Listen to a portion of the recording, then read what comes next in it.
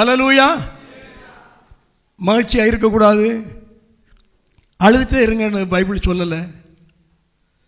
சந்தோஷமாக இருங்கள், எப்பொழுதும் சந்தோஷமாக இருங்கள், அப்படிதான் பைபிள் சொல்லுது. கவலைப்படுங்க, கண்ணீர் விடுங்கன்னு சொல்லலை. உங்கள் கண்ணீர்களை நான் துடைப்பேன், அப்படிதான் சொல்கிறார். நீ ஐஸ்வர்யமானா இருக்கக்கூடாதுன்னு வேதம் சொல்லலை. நல்லா புரிஞ்சுங்க. நீ பணக்காரனா இருக்கக்கூடாதுன்னு வேதம் சொல்லலை. ஆனால் நீ ஐஸ்வர்யவான்னு அறியப்படாத, ஐஸ்வர்யத்தின் மேல் இருதயத்தை வைக்காத, அதை வேதம் தெளிவாக சொல்லுது. அல்லேலூயா. நீ ஏழையா இருக்கிறதுனால தப்பே கிடையாது, அது நல்லது அப்படின்னு வேதம் சொல்லுது. ஆனால் நான் பணக்காரன் ஆகணும்னு நீ ஓடிட்டு நடக்காத, அதையும் சொல்லுது. அல்லேலூயா. இவை எல்லாவற்றையும் கற்றுத்தரும்படி தான் இயேசு உலகத்திலே வந்தார். இதை எல்லாவற்றையும் கற்றுத்தரும்படி தான் இயேசு மாட்டுத்தோளிலே பிறந்தார். அவர் மரித்தவனை எழுப்பினார். அவர் நமக்காக சிலுவையிலே மரித்தார். இந்த பாதையை, புனித பாதையை காணாமல் பூமியின் பாதைகளை மாத்திரம் கண்டு பயணிப்போமானால், சபையோடு பயணிக்காமல் சமுதாயத்தோடு பயணிப்போமானால், நான் தேவனுடைய ஆவிக்குரிய இந்த நன்மைகளையும் அடைந்து கொள்ள முடியாது, கண்டுகொள்ள முடியாது என்பது உண்மை. நான் உள்ளத்தில் உணராதவைகளை வாழ்க்கையிலே வெளிப்படுத்த முடியாது. ஆவிக்குரிய வாழ்க்கையின் சாராம்சத்தை, ஆவிக்குரிய வாழ்க்கையின் என்ன சொல்றது, சத்தியத்தின் மேன்மையை நம்முடைய உள்ளத்திலே அறியாவிட்டால் நாம் சத்தியத்துக்கு சாட்சியாய் உலகத்திலே வாழ முடியாது என்பது உண்மையான காரியம். ஆகவே நாம் தேவனை நம்புவது, இயேசுவை அவர் எனக்காக மரித்தார் என்பது உண்மையானால் நாம் அவருக்காக வாழ வேண்டிய கட்டாயம் உண்டு என்பதை நான் உங்களுக்கு சொல்லுகிறேன். அல்லேலூயா. இயேசு எனக்காய் மரித்தார் என்ற சத்தியத்தை நாம் உணர்வது உண்மையானால், இயேசுக்காக சமுதாயத்திலே நாம் மரித்தவர்களாய் வாழ வேண்டியது அவசியம் என்பதை வேதம் சொல்லுகிறது என்பதை நான் சொல்லுகிறேன். இது உலகத்தில் நாம் கற்றுக்கொள்ள வேண்டிய எந்த பாடங்களிலும் இது மேன்மையான பாடம். உலகத்தில் உள்ளது மனித அறிவு, வேதத்தில் உள்ளதோ தெய்வீக அறிவு. அந்த தெய்வீக அறிவை கற்றுக்கொண்டு நடைமுறைப்படுத்துவதிலே, பரலோகத்தை பிரியப்படுத்தி சந்தோஷப்படுத்துவதிலே, பரமனுடைய வாஞ்சையை தீர்ப்பதிலே நம்முடைய இருதயங்கள் கடந்து போகட்டும். அவர் நம்மை பயன்படுத்துவாராக. பெரிதான காரியங்களை என்றால் அவர் பார்வையிலே பெரிதான காரியங்களை அவர் நம்மத்திலே செய்வாராக, உலகத்திலே செய்வாராக, தேவ ராஜ்யத்தின் பணித்தளங்களிலே செய்வாராக, தம்முடைய நாமத்தை மைப்படுத்துவாராக. அல்லேலூயா, அல்லேலூயா, அல்லேலூயா. கர்த்தர் நம்மை பரிபூர்ணமாய் ஆசீர்வதிப்பாராக. ஒரு வசனத்தை வாசிக்க வாஞ்சிக்கிறேன். மார்க் எழுதின சுவிசேஷம் 14ஆம் அதிகாரம் 1 to 9 வசனங்களையும் நாம் யாவரும் சேர்ந்து வாசிக்கலாம். மார்க்கு 14 70வது பக்கம், புதிய ஏற்பாடு, 1 to 9 வசனங்களை வாசிப்போம். என்னோடு சேர்ந்து வாசிங்கள். 2 நாளைக்கு பின்பு புளிப்பில்லாத அப்பம் சாப்பிடுகிற பஸ்கா பண்டிகை வந்தது. அப்பொழுது பிரதான ஆசாரியரும் வேத பாரகரும் அவரை தந்திரமாய் பிடித்து கொலை செய்யும்படி வகை தேடினார்கள். ஆகிலும் ஜனங்களுக்குள்ளே கலகம் உண்டாகாதபடிக்கு பண்டிகையிலே அப்படி செய்யலாகாது என்றார்கள். அவர் பெத்தானியாவில் குஸ்ரோகியா இருந்த சீமோன் வீட்டிலே போஜன பந்தி இருக்கையில் ஒரு ஸ்திரீ விலையேறப்பெற்ற நளதம் என்னும் உத்தம தைலமுள்ள வெள்ளைக்கல் பரணியை கொண்டு வந்து அதை உடைத்து அந்த தைலத்தை அவர் சிரசின் மேல் ஊற்றினாள். அப்பொழுது சிலர் தங்களுக்குள்ளே விசனமடைந்து, இந்த தைலத்தை இப்படி வீணாய் செலவழிப்பானேன், இதை 300 பணத்திற்கு அதிகமான கிரயத்துக்கு விற்று தரித்திரருக்கு கொடுத்திருக்கலாமே என்று சொல்லி அவளை குறித்து முறுமுறுத்தார்கள். இயேசு அவர்களை நோக்கி, அவளை விட்டு விடுங்கள், ஏன் அவளை தொந்தரவு படுத்துகிறீர்கள்? என்னிடத்தில் நற்கிரியை செய்திருக்கிறாள். தரித்திரர் எப்பொழுதும் உங்களிடத்தில் இருக்கிறார்கள். உங்களுக்கு மனதுண்டாகும் போதெல்லாம் நீங்கள் அவர்களுக்கு நன்மை செய்யலாம். நானோ எப்பொழுதும் உங்களிடத்தில் இரேன். இவள் தன்னால் இயன்றதை செய்தாள். நான் அடக்கம் பண்ணப்படுவதற்கு எத்தனமாக என் சரீரத்தில் தைலம் பூச முந்திக் கொண்டாள். இந்த சுவிசேஷம் உலகத்தில் எங்கெங்கே பிரசங்கிக்கப்படுமோ அங்கங்கே இவளை நினைப்பதற்காக இவள் செய்ததும் சொல்லப்படும் என்று மெய்யாகவே உங்களுக்கு சொல்லுகிறேன் என்றார். அல்லேலூயா, அல்லேலூயா. வாசித்ததில் எல்லாம் நல்லா விளங்கியிருக்குன்னு நம்புகிறேன். ஏன்னா எல்லாம் தெளிவாக இருக்கு. ஏன் இதெல்லாம் இவ்வளவு தெளிவாக எழுதப்பட்டிருக்கு? ஒரு மனிதன் செய்த காரியங்கள் இதை செய்தான் என்று எழுதப்பட்டிருக்கிறது, இதை சொன்னான் என்று எழுதப்பட்டிருக்கிறது, அவன் உள்ளத்தில் இப்படி நினைத்தான் என்றும் எழுதப்பட்டிருக்கிறது. இயேசு அவருடைய உள்ளங்களையும் அறிந்திருந்தார், அதுவும் சொல்லப்பட்டிருக்கிறது. ஏன் இவ்வளவு தெளிவாக சொல்லப்பட்டிருக்கணும் அப்படின்னா, நாம் இதிலிருந்து ஏராளமான காரியங்களை கற்றுக்கொள்ள வேண்டும் என்பதுதான். எல்லா காரியங்களையும் கற்றுக்கொள்ள வேண்டும், அதன்படி நிற்க வேண்டும் என்பதற்காகத்தான் இது அவ்வளவு தெளிவாக சொல்லுகிறது. நாம் கற்றுக்கொள்ளாமலே உலகத்தின் காரியங்கள் நமக்குள் தானாக வந்துவிடும், நாம் உலகத்தில் இருக்கிற அப்படின்னாலே. ஆனால் தேவனுடைய சமூகத்தில் அமர்ந்து கற்றுக்கொள்ளாவிட்டால் ஆவிக்குரிய காரியங்கள் நமக்குள்ளே வந்து அது நமக்குள்ளே பலன் கொள்வது கடினமான காரியமாய் மாறிப்போகும். ஆகவே நம்முடைய கண்கள் மாத்திரமல்ல, நம்முடைய இருதயமும் வேத வசனங்களோடு இணைந்திருக்குமானால் மாத்திரமே கர்த்தர் சொன்ன காரியங்கள் நம்முடைய வாழ்க்கையில் ஒரு பலன் உள்ளதாக மாற முடியும் அல்லது மாற முடியாது. நாம் ஜாக்கிரதையாக இருக்க கர்த்தர் கிருபை தருவாராக.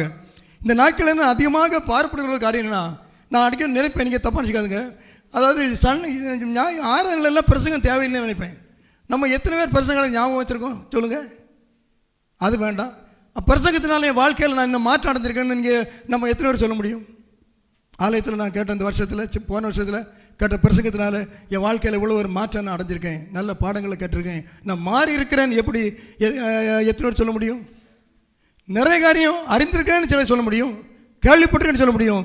நான் வாழ்க்கையில் மாறி இருக்கிறேன், என் ஆவிக்குரிய வாழ்க்கையில் முன்னேறி இருக்கிறேன். யாருமே ஒன்றும் அடையலைன்னு சொல்லலை, குறிப்பாக கேட்குறேன். பழைய இதெல்லாம் இன்னும் இருக்கு, இது இன்னும் இருக்குதானே விட்ட? பழைய சுவாபங்கள்லாம் இருக்கா? பழைய காரியங்கள்லாம் இருக்கா? நம்ம என்ன வழி கொண்டு வர்றோமா? அவை இதை விட இன்னொரு முக்கிய படி நமக்கு தேவை. அதற்காகத்தான் இதை சொல்லுகிறேன். ஆவிக்குரிய வாழ்க்கையில் ஒரு வெற்றி படிக்கு நேராக வர ஒரு இன்னொரு தீவிர முயற்சி தேவை என்பதை, ஒரு தீவிர அசஸ்மெண்ட் நாமளே யோசித்து பார்க்கணும். நம்ம எப்படி இருக்கிறோம், எங்கே இருந்தோம், எப்படி வந்தோம், எங்கே போயிட்டு இருக்கோம், நம்மளோட மாற்றம் என்ன? வேதத்தில் பரிசுத்தவான்கள் எவ்வளோ மாறி இருக்கிறாங்க, நான் எவ்வளோ மாறும்படி கர்த்தர் எதிர்பார்க்கிறார். எல்லாருக்கும் ஒரே போல இருக்காது. குறிப்பிட்ட அளவில் குறிப்பிடப்பட்டவர்கள் எல்லாம் மாறித்தான் ஆக வேண்டும், அவர் சொன்ன இடங்களில் நின்றுத்தான் ஆக வேண்டும். இது தேவன் நம்மளே எதிர்பார்க்கிற ஒரு காரியமாக இருக்கிறது. இங்கே ஒரு அம்மாவை பார்க்கிறோம். அந்த இது பெத்தானியாவில் குஷ்ரோகி இருந்த சீமோன் வீட்டில் போஜன பந்தி ஆண்டவர் எல்லா இடத்துலையும் போய் என்ன சாப்பிட்ருக்காரு. அல்லேலூயா. ஆமாம், அவர் ஆண்டோடைய காரியங்களை பார்த்தா, பழைய ஏற்பாட்டிலையும் தீர்க்கதரிசியுடைய காரியங்களை பார்த்தா சில குடும்பங்களோடு ஐக்கியப்படுறதை பார்க்குறோம்.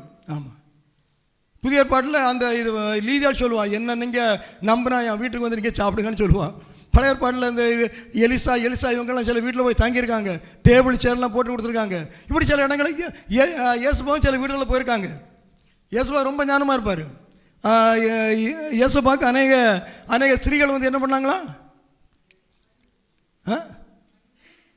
உதவி செய்தாங்க. எப்படி? ஊழியத்தில் அநேக ஆஸ்திகளால் உதவி செய்த அம்மா மாதிரி நிறைய இருந்தாங்க. அப்படி எழுதியிருக்கு. அதான் பணத்தினால உதவி செய்தவங்க. அவங்கள பார்த்துருப்பாங்க. முடவன் எழும்புறான், குருடனை பார்க்குறான், அது இருக்குது இது இருக்குது எல்லாம் நடக்கு. அப்போ என்ன செய்யறது? நமக்கு ஒன்றும் செய்ய முடியாது, ஆனால் பணம் இருக்குது கொடுப்போம், அவர் செய்யட்டும் போட்டும். ஆஸ்திகளால் உழைஞ்சவங்க இருந்தாங்க. அதனால் ஆண்டவர் உடனே ஆஸ்திகள் இருக்க அம்மா மாதிரி சுற்றியே வந்தாரா? மாஸ்டருக்கா லெட்டர் போட்டு ஃபோன் பண்ணி சௌக்கியமாம்மா? சரி, ஆஸ்திகளில் உதவி செய்ய இருக்காங்க. அப்போ எனக்கு அவசியத்தையெல்லாம் நான் அவங்கள்ட்ட கேட்கலாம்ல? அப்படி கேட்டாரா? அல்லேலூயா. டேக்ஸ்காரன் கேட்டான், ஐயா என்னையா நீங்கள் என்ன டேக்ஸ் கட்ட மாட்டீங்களா? அப்போ ஆண்டவர் கேட்குறாரு சீசர்கிட்ட, போட்டு சீசன் சொல்கிறான், ஐயா ஆண்டவர் டேக்ஸ் வரி பணம் கேட்குறாங்க, நம்ம ஒழுங்குபடி நம்ம கட்ட வேண்டாம், அதுக்கும் இருக்குது. ஆனாலும் கேட்குறான் இல்லை, கேட்குறதுக்கு நம்ம ஒழுங்குபடி என்ன செய்யணும்? கட்ட தான் வேணும். அந்த அம்மா மாதிரி இருக்காங்கல்ல, யார்? ஆஸ்திகளால் உதவி அம்மா போய் வாங்கிட்டு வாடா அப்படியே சொன்னாரா? இல்லைங்க, கடலில் போ, தூண்டில் போடு, ஒரு மீனை பிடி, வாயை திறந்து பாரு, பணம் இருக்கும், எடுத்துகிட்டு வா. அதில் சும்மா ஞாபகம் வந்தனால டப்புன்னு சொல்லிட்டேன். அல்லேலூயா. கர்த்தருடைய பாதை வித்தியாசங்க, ரொம்ப வித்தியாசம். தேவனுடைய பிள்ளையுடைய பாதையும் வித்தியாசமாக தான் இருக்கணும். நம்முடைய பாதைகளும் வித்தியாசமாக தாங்க இருக்கணும். ஆண்டவர் தெரிந்து கொண்ட ஒவ்வொரு மனிதனுடைய வாழ்க்கையிலும் வித்தியாசமான, வேறுபாடான, மாறுபாடான இது பலத்த செயல்களை அவர்கள் எதிர்பாராமலே செய்திருக்கிறாரே. நம்ம ஏன் எதிர்பார்க்க கூடாது? அவர் ஏன் இன்றைக்கு செய்யலைன்னா, இன்றைக்கு யாரும் எதிர்பார்க்கவில்லை. அவங்க உலக வழியாக போயிடுறோம். இன்னைக்கு எதிர்பார்ப்பு இல்லை, அதனால கர்த்தர் செய்யலை. அவர் செய்வதற்கு ஏற்ற மனிதனோ, ஏற்ற இடமோ, ஏற்ற நிலைமைகளோ, ஏற்ற சபையோ இல்லை என்று நான் சொல்லலாமா என்று எண்ணுகிறேன். அப்படித்தான் அது. அல்லேலூயா, அல்லேலூயா. ரைட். இந்த அம்மா பாருங்க, வீட்டில் போஜனம் பண்ணியிருக்காங்க. அந்த அம்மா வீட்டுக்கு போயிருக்காங்க, சாப்பிட்றாங்க. சாப்பிடும்போது அங்கே சொல்லப்பட்டிருக்கு ஒரு ஸ்ரீ, இது அந்த லாசர் அம்மா வீடுன்னு நினைக்கிறேன். அந்த இது மேரி மார்த்தாள் வீடாக இருக்கலாம். ஏன்னா அது யார் வீடுன்னு சொல்லுவாங்க, வழக்கம் பண்ணுவாங்க. வாட்ஸ்அப்லேயும் நெட்லேயும் போட்டு அதை உடைப்பாங்க, அதெல்லாம் வாசிக்காங்க. அல்லேலூயா. இந்த வாதங்கள் இருக்குல்ல, பிரதிவாதம், இது அது இல்லை, இது இல்லை, இது அதாவது பைபிள் காலேஜ் நல்லது. இங்கே நம்ம ஒரு 8 வருஷம் ஒரு பைபிள் காலேஜ் இருந்து இப்போ நம்ம ஊரில் தென்னிந்தியாவிலே பெரிய காலேஜாக இருக்குது. ஸ்டாண்டர்டாக பெரிய காலேஜ்னா ஏரியாவில் ஸ்டாண்டர்டாக இருக்குது. பைபிள் காலேஜ் படிக்கணும், ஆனால் அது அல்ல, ஆவியானவர் தான் நம்ம நடத்தணும். அல்லேலூயா. வேதாகமத்தை நம்ம படிக்கணும், அறியணும், வேதத்தை அறியணும். ஆனால் நம்ம நடத்துவது ஆவியானவர் நடத்த வேண்டும். அதுதான் உண்மை. ஆக இந்த இடத்துல பார்க்கும்போது போஜனம் வந்து இருக்கிறார். அந்த அம்மா சொல்லிச்சு, அந்த அம்மா என்ன பண்ணுறாங்க பாருங்க, விலையேற பெற்ற அந்த இது வேதத்தை வாசி சொல்கிறேன். அப்போ இது உங்கள் வசதியாக இருக்கும். விலையேற பெற்ற நலதம் என்னும் உத்தம தைலமுள்ள வெள்ளைக்கல் பரணியை கொண்டு வந்தார்கள். அந்த தைலத்துக்கு எவ்வளோ விளக்கம் சொல்லியிருப்பாருங்க. விலை ஏற பெற்ற, அது எப்படிப்பட்ட தைலம்? விலையேற பெற்ற.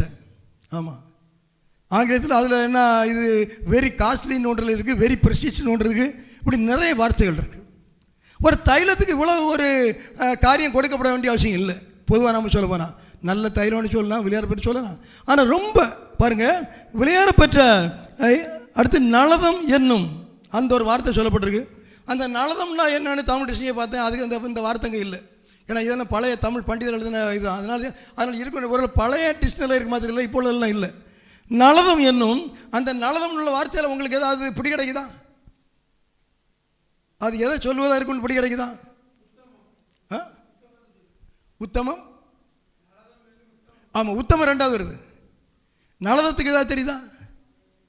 இந்த நலபாகம் வார்த்தையாவது கேள்விப்பட்டிருக்கீங்களா?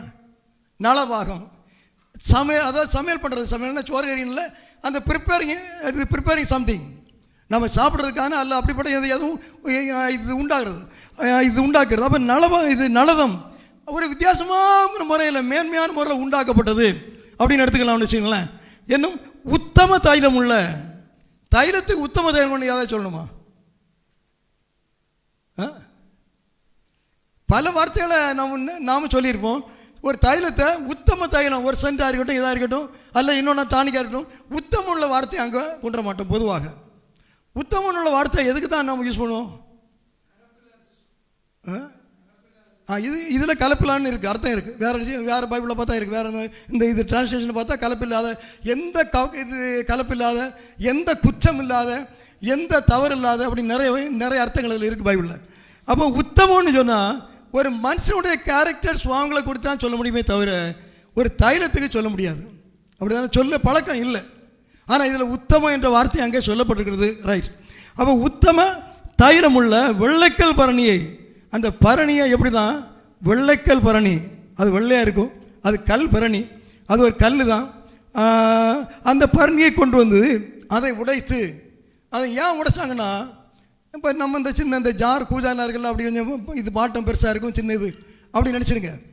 அந்த மேலே அதை எப்படி அடைப்பாங்கன்னா, ஒரு காருக்கு வச்சு அடைக்க மாட்டாங்களாம். இப்போ கல் சார்னு கல்லில் உண்டாருன்னு வச்சுருங்க. அப்போ எப்படி திருப்பி வந்து கல் பவுடர் இதெல்லாம் சேர்த்து ஏதோ மிக்ஸ் பண்ணி கல்லை போலவே அதை வச்சு மூடுறாங்க இல்லை, அதுதான் அந்த பரணி. கல்லை போலவே மூடி இருக்கும்.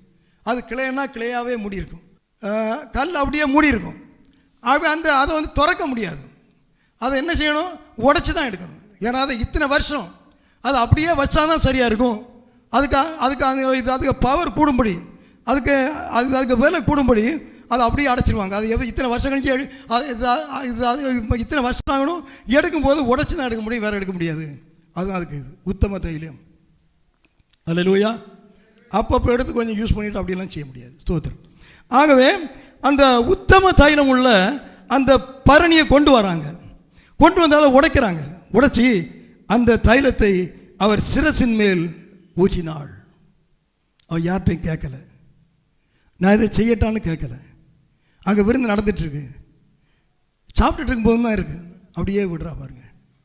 சில சமயங்களில் ஆண்டவருக்காக நாம் செய்யப்படுகிற காரியங்கள், செயல்கள் என்னன்னு நமக்கு கூட சில சமயம் நிதானிக்க முடியாமல் இருக்கலாம். ஆனால் அது ஒரு தேவ நடத்தல் உள்ள காரியமாக இருக்கலாம். கவனிச்சிடுங்க. மற்றவங்களுக்கும் அதை நிதானிக்க முடியாததாக இருக்கலாம். ஆனால் அது ஒரு தேவ தீர்மானம் உள்ள இது காரியமாக கூட இருக்கலாம். சரி, இங்கே நடந்து பார்ப்போம். அந்த உடைத்து அங்கே ஊற்றியாச்சு. ஊற்றின உடனே அந்த யோவானில் பார்த்தீங்கன்னா அந்த அம்மா வந்து இன்னும் கொஞ்சம் காரியங்களை செய்தா சொல்லப்பட்டிருக்கு. யோவான் கொஞ்சம் தெளிவாக வர இதுலையும் அதில் சொல்கிறாரு, அவள் உடைச்சி விட்டுட்டு இயேசுவின் பாதங்களிலே பூசி தலைமயிரால் அவருடைய பாதங்களை துடைத்தாள். அந்த வீடு முழுதும் தைலத்தின் பரிமளத்தினால் நிறைந்தது என்று அங்கே எழுதப்பட்டிருக்கிறது. சோதரம். அப்போ அந்த தைலத்தின் ஒரு பரிமளம்னா வாசனை, அந்த வீடு முழுதும் அங்கே நிறைந்தது அப்படின்னு பாடப்பட்டிருக்கு. இந்த தைலம்னா என்ன அப்படின்னு பார்த்தா, அந்த தைலத்துக்கு இவ்வளோ விசேஷ குறிப்பு கொடுக்கப்பட்டிருக்கிறது அப்படின்னு உள்ளதை பார்த்தோம். ஒரு தைலத்துக்குள்ள குறிப்பு இல்லை, ஒரு நல்ல ஒரு அப்பளுக்கு இல்லாத ஒரு மனிதனுடைய சுவாபம், ஒரு தன்மை, ஒரு அப்படிப்பட்ட ஒரு காரியத்துக்கு என்ன வார்த்தைகள்லாம் சொல்லுவோமோ அதெல்லாம் அந்த தைலத்துக்கு சொல்லப்பட்டிருக்கிறது. ஆனால் ஏசப்பாவுக்கு ஒரு வார்த்தை சொல்லப்பட்டிருக்கு தெரியுமா? உன்னத பாட்டு 1ஆம் அதிகாரம் 3வது வசனத்தில் பார்த்தோம்னா அங்கே என்ன சொல்லப்பட்டிருக்குன்னா, அவர் நாமம் ஊற்றுண்ட பரிமள தைலம். ஆமாம், இயேசுடைய நாமம் என்ன? அதாவது தேவனுடைய நாமம், கிறிஸ்துவுடைய நாமம், இதெல்லாம் பல செயல்கள் வழியாக வெளிப்படுத்தப்பட்டிருக்கிறது. அவருடைய சுவாபங்கள் வழியாக வெளிப்படுத்தப்பட்டிருக்கிறது. அவருடைய தன்மைகள் வழியாக வெளிப்படுத்தப்பட்டிருக்கிறது. அவர் வந்த நோக்கத்தை வெளிப்படுத்தும் வகையில் சில பெயர்கள் இருக்கிறது. அல்லேலூயா. ஊரில் சில பேருங்கள்லாம் சண்டைக்காரன், நெட்டைன்னு சொல்லுவான், கொஞ்சம் வளர்ந்துருந்தாங்க எல்லாம், அல்லது குட்டைன்னு சொல்லுவான், அல்லது தொந்தின்னு பல காரணத்தை சொல்லுவாங்க. இது காரண பேர் நிறைய ஆண்டவருக்கு உண்டு, மற்றபடியும் பேர் இருக்குது, நமக்கு தெரியாது. ரைட். அப்போ இங்கே வந்து பார்த்திங்கன்னா அந்த இது பரணியை உடைத்து அவர் மேல் அவள் விட்டாள். ஊற்றுண்ட பரிமள தைலம் இயேசு கிறிஸ்து என்று வேதம் தெளிவாக சொல்கிறது. அப்போ இயேசு கிறிஸ்துவையும் பரிமள தைலம் என்ற வார்த்தையிலே வேதம் வெளிப்படுத்துகிறது. ஆனால் இங்கே ஒரு பரிமள தைலத்துக்கு இவ்வளோ மேன்மையான ஒரு அடைமொழிகளை, அதன் தன்மைகளை விவரமாய் அங்கே சொல்லப்பட்டிருக்கிறது என்பதை நாம் பார்க்கிறோம். அப்போ இது இயேசு கிறிஸ்துவை குறித்த ஒரு ரகசியம் இதற்குள்ளே இருக்கிறது என்பதை நாம் சரியாய் புரிந்து கொள்ள வேண்டும். சரி, நான் ரொம்ப விளக்கமாக உள்ள போகல, நான் சொல்கிறேன், நீங்கள் அதை புரிஞ்சுவீங்க நான் நம்புகிறேன். சோதரம். அடுத்து பாருங்க, அந்த ஆட்கள் சொல்கிறாங்க, அப்பொழுது சிலர் தங்களுக்குள்ளே விசனமடைந்து இந்த தைலத்தை இப்படி வீணாய் செலவழிப்பானேன், வீணாய் செலவு செய்வானேன் அப்படி சொல்கிறாங்க. எல்லாம் இங்கே இருந்த ஆட்கள் தான், வீட்டில் இருந்தாலும் சாப்பாட்டு இருந்த ஆட்கள் தான். ஒரே காரியம்தான், அது பலருடைய உள்ளங்களிலே வித்தியாசமான கருத்துக்களை உண்டாக்குறது. ஆலயத்தின் மத்தியில் சில வேளை செய்யப்படுகிற ஒரு காரியம், பலர் அதை பற்றி இது நல்லதுன்னு சொல்லுவாங்க, சிலர் நல்லதில்லைன்னு சொல்லுவாங்க, வேணும் வேண்டாம் அப்படி பல கருத்துக்களை சொல்லுவாங்க. நாம் ஜாக்கிரதையாக இருக்கணும். அல்லேலூயா. இங்கே சிலர் சொல்கிறாங்க இது அவர்கள் விசனமடைந்தார்களாம். அவர்கள் சிலர் விசனமடைந்தார்களாங்க. சரி, சிலர் விசனமடைய அங்கே என்ன காரியம் இருக்குது? யாராவது அங்கே பாக்கெட்லேருந்து இருப்போம், இது பணத்தை எடுத்தாங்களா, இல்லை அவங்கள அடித்தாங்களா? இந்த அம்மா ஒரு தைலத்தை கொண்டு அவர் விளையாட பெற்றது அவர் தலையில் விடுது. இயேசுவரில் ஒரு சிலர் விசனம் ஆயிட்டான். இது பங்கு நீங்கள் தரணும்னு கேட்டாங்களா? எதுவுமே கேட்கலையே. பிறகு ஏன் விசனம் அடைஞ்சாங்க? பொதுவாக தைலத்தால் அபிஷேகம் பண்ணது ஒரு இது மேன்மையான மகிமைக்குரிய காரியம், கனத்துக்குரிய காரியம். சந்தோஷப்பட வேண்டியது தானே. தாங்கள் செய்ய முடியலை, பரவாயில்லை, சந்தோஷப்படலாமே. அவர்கள் விசனம் அடைகிறார்கள். தேவனுடைய சமூகத்தில் ஏசப்பா அதை நற்கிரியைன்னு சொல்கிறார், அப்படி சொல்லுவார். அப்போ நற்கிரியை நடைபெறும் போது விசனப்படுகிற ஒரு கூட்டம் அங்கே இருந்தார்கள். அல்லேலூயா. நம்ம நல்லா கவனிக்கணும். நம்மள யாராக இருக்கலாம், நானாக இருக்கலாம். சில வேளைகளில் தேவன் சில நற்கிரிகளை செய்யும்போது அதில் விசனப்படுகிற ஒருவனாய் நான் இருக்கிறேனா? சரியான நியாயம் இருக்கும். விசனப்படுகிறவர்களுக்கு சரியான நியாயம் இருக்கும். என்ன நியாயம்? இந்த தைலத்தை அப்படி விட்டால் தரையில் தானே போகுது, கீழே வேஸ்ட்டு தானே, வேஸ்ட்டு தான். அது சிலருக்கு அது வேஸ்ட்டு, சிலருக்கு அது பெரிய காஸ்ட்டு. ஆமாம், இது வேஸ்ட்டு தானே, இதை விற்றாச்சுன்னா ஒரு 300 பணத்துக்கு விற்கலாம் அப்படி சொல்கிறாங்க. உடனே கால்குலேஷன் போது பாருங்க, கால்குலேஷன் 300 பணத்துக்கு விற்றுடலாம். விற்றுட்டு என்ன செய்யலாம்? ஏழை கொடுக்கலாமே. அல்லேலூயா. ஆலோசனை சரியாக தானே இருக்கு. நம்ம ரொம்ப ஜாக்கிரதையாக இருக்கணுங்க. நம்ம பேசுகிற அநேக பேச்சுகள் எதன் அடிப்படையில் வெளியே வருகிறது? அநேகனுடைய யோசனைகள் எதன் அடிப்படையில் வருகிறது? அநேகனுடைய செயல்கள் எதன் அடிப்படையில் வருகிறது? அவங்க சொன்னது உலகத்து மக்களுக்கு நியாயமானது தான். இதை ஏன் வேஸ்ட் பண்ணணும்? அது ஒரு வேஸ்ட்டுன்னு சொன்னாங்க. அவங்க விசனமடைந்தாங்க. ஒரு கேள்வியும் கேட்டாங்க, வீணாய் செலவழிப்பான ஏமா அப்படி வீணா செய்கிற, அதை 300 பணத்துக்கு அதிகமாக கிரயத்துக்கு விற்கலாமே. அந்த 300 பணம், அந்த பணத்துக்கு ஆங்கிலத்தில் தினாரின்னு போட்டிருக்கும். அந்த தினாரின்னா இல்லை, இது அந்த கிரீக் வேர்டு, அதுக்கு தினார். இப்போ நான் தினார்னு சொல்லுவேன் நினைக்கிறேன். அந்த தினாரி அப்படின்னா அன்றைக்குள்ள காலத்தில் ஒரு நாள் வேலை சம்பளம் தினாரி, ஒரு தினாரி. அன்றைக்குள்ள ஒரு நாள் சம்பளம் ஒரு தினாரி. அப்போது அந்த கணக்குப்படி அவ விட்ட தைலத்துக்குள்ள ஒரு விலை என்ன? அந்த நாட்கள் உள்ள கணக்குப்படி ஒரு நபருடைய ஒரு வருஷம் 300 நாள் ஒரு வருஷ சம்பளம் தான் அந்த தைலத்தின் விலை. இவ்வளோ வேஸ்ட் பண்ணணுமா? ஆனால் ஒருத்தி வேஸ்ட் பண்ணா, புரிஞ்சிடுங்க. அதை இயேசுவின் தலையிலே அதை விட்டவள், விட்டு அபிஷேகம் பண்ணவள், துடைத்தவள், அவள் கணக்கு போக்கல. யார் கணக்கு பார்த்தா? சும்மா இருக்கிறவன் கணக்கு பார்க்குறான். இன்னைக்கு தெருவில் திண்ணல இருந்து பைபிளை பற்றி எவ்வளோ வாட்ஸ்அப்பில் எத்தனை பேர் பேசுகிறாங்க தெரியுமா? கிறிஸ்தவர்கள் அல்லாதவர்கள் பேசுகிறார் என்று உங்களுக்கு சொல்லுகிறேன்.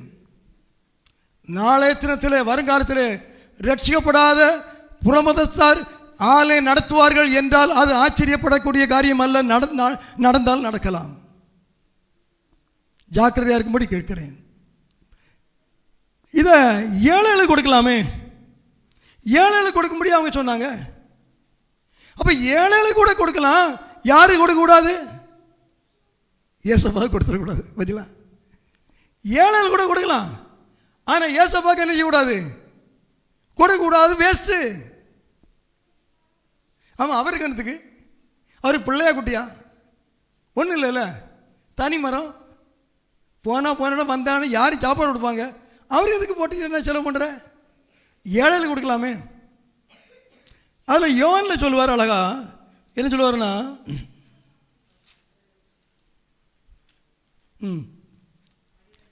12வது அதிகாரத்தில் ஸ்தோத்திரம் 300 பணத்துக்கு விற்று தரித்திரக்கு கொடாமல் போனது என்ன அப்படி கேட்குறான். ஏன் கொடுத்துருக்கலாமே, ஏன் இப்படி பண்ணிட்ட அப்படின்னு.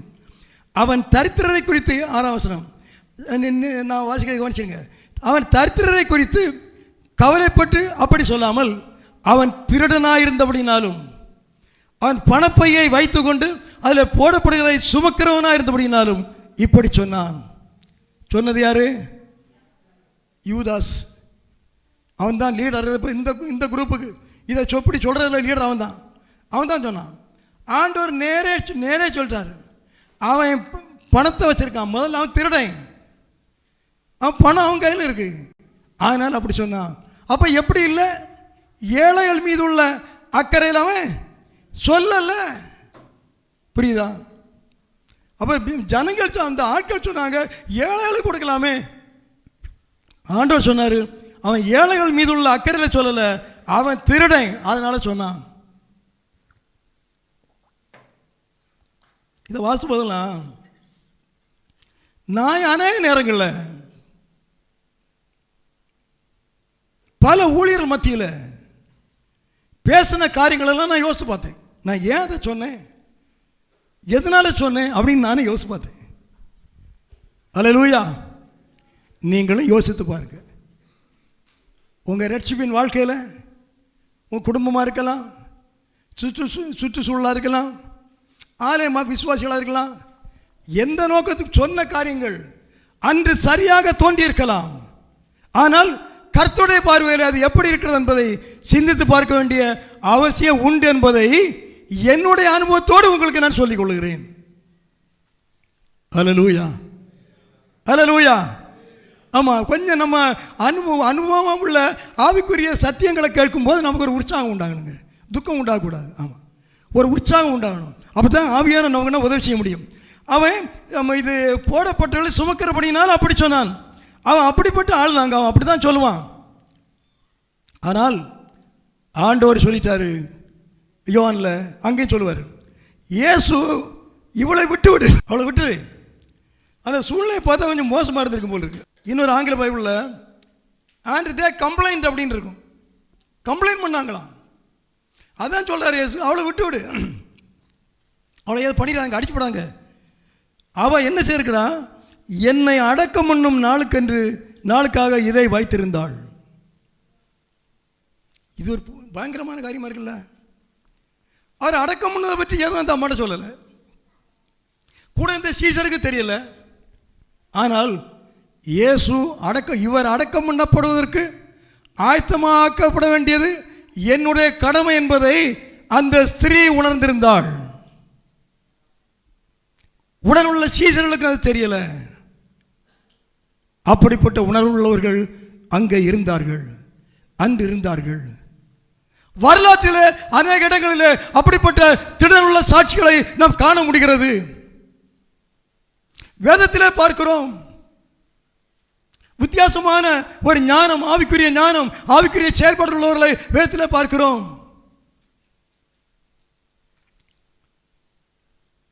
இன்று அப்படிப்பட்டவர்கள் உண்டோ நம்மிலே? ஆண்டவர் சொல்லும் முன்பே அவருடைய சித்தத்தை அறிகிற, அவருடைய திட்டத்தை அறிகிற, அவர் விரும்புகிற காரியத்தை அறிகிற அப்படிப்பட்ட அறிவு இன்றைய விசுவாசிகளுக்கு உண்டோ, ஊழியர்களுக்கு உண்டோ, சபைகளுக்கு உண்டோ? சாதாரணமான ஒரு அம்மாங்க, இவர் அடக்கம் பண்ணப்பட வேண்டியது அவசியமாக இருக்கிறது. யாருமே இதுவரை ஒன்றும் செய்யலை, ஆயத்தம் பண்ணலை. நான் ஆயத்தம் பண்ண வேண்டும். என்கிட்ட இருக்கிறதெல்லாம் இவ்வளவுதான், என் சொத்து அதுதாங்க, விளையாட பெற்றது. யார்கிட்டையும் கேட்கல, பெர்மிஷன் கேட்கலைங்க. எடுத்துட்டு வந்தா, உடைச்சா, அப்படியே விட்டா.